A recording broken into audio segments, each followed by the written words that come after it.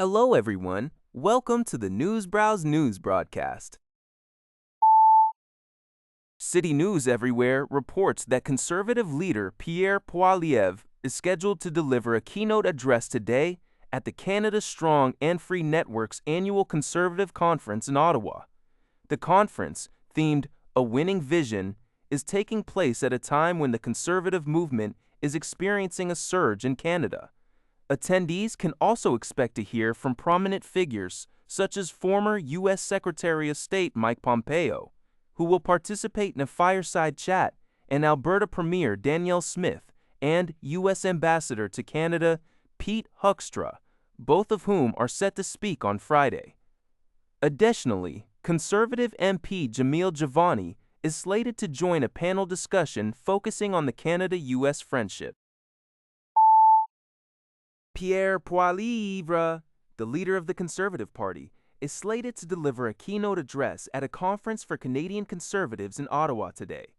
The event is organized by the Canada Strong and Free Network and will also feature prominent speakers such as former U.S. Secretary of State Mike Pompeo in a fireside chat. Additionally, Alberta Premier Danielle Smith and U.S. Ambassador to Canada Pete Hoekstra are scheduled to speak on Friday. The conference, themed A Winning Vision, is occurring during a period of perceived growth for the conservative movement in Canada. Despite recent challenges for the federal party, Conservative MP Jamil Javani will also participate in a panel discussion on Canada-U.S. relations.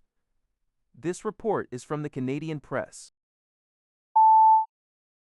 Canadian government officials will be present in Spain's Canary Islands to meet passengers disembarking from the Hantavirus cruise ship, which is at the center of a deadly Hantavirus outbreak.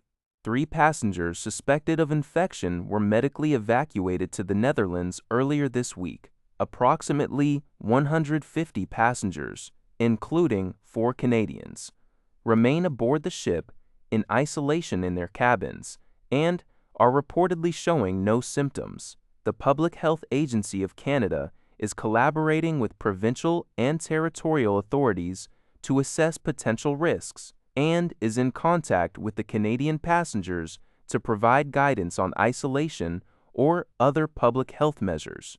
While 3 people have died and 8 cases have been identified, 5 confirmed by lab tests. The World Health Organization states that the global risk is low, emphasizing this is not the next COVID.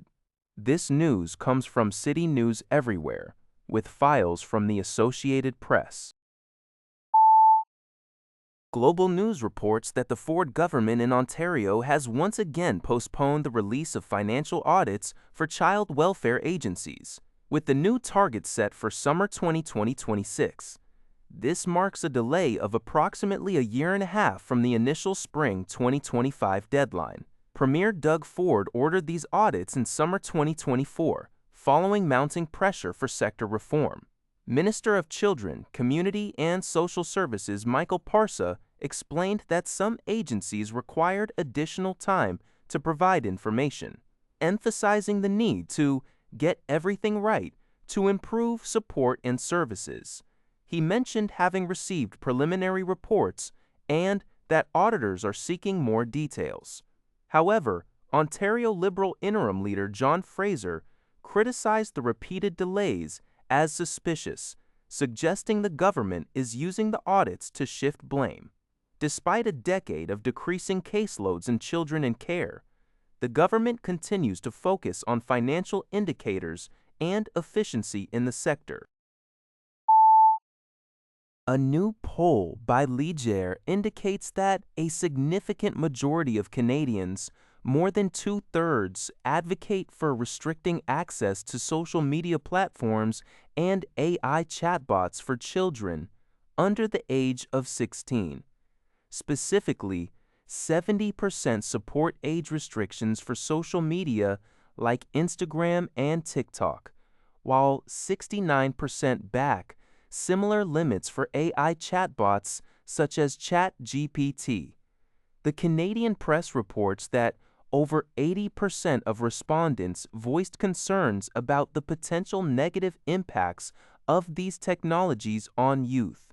While the poll didn't delve into specific worries, factors like recent U.S. court verdicts against tech giants and a mass shooting potentially linked to chatbot use were noted as possible drivers of public concern. Although parents of children under 16 showed slightly less enthusiasm for a ban, 55% of Canadians believed the federal government should be responsible for regulating access rather than provincial authorities. However, widespread skepticism exists, with 60% lacking confidence in online platforms' ability to enforce effective age verification measures. That's all for this video. Thank you for watching. See you in the next video.